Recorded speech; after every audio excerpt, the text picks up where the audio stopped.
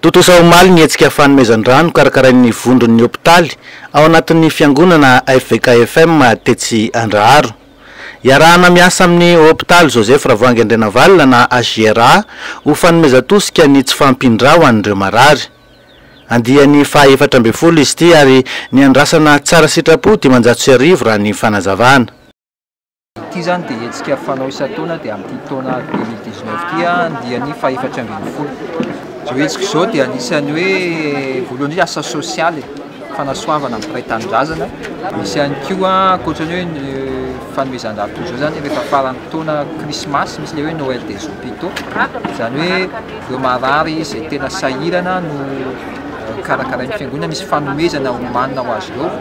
Indrindra tao izany ao amin'ny AGRA ho an'ilay fianakaviana izay sahirana tsy manana pia.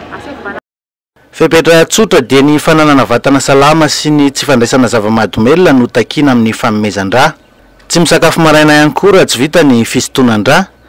Manome aina vao sy mahatsara amin'ny fahasalamana ihany koa ny fanomezan-drà raha ny fanazavana.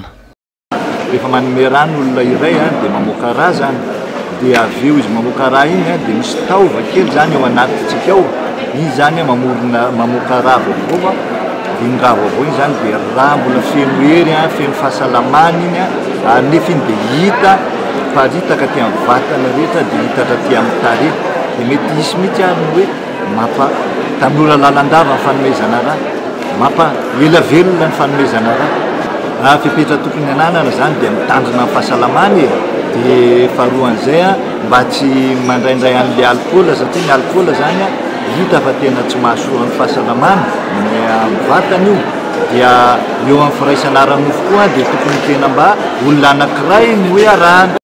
Nahatratra 400 mahery ny kitapon-drà Voahangy na ny andro Trinomaly. Mbola hisy koa ny hetsika fitiliam-pahasalamana maimam-poana amin'ity volana Jona ity.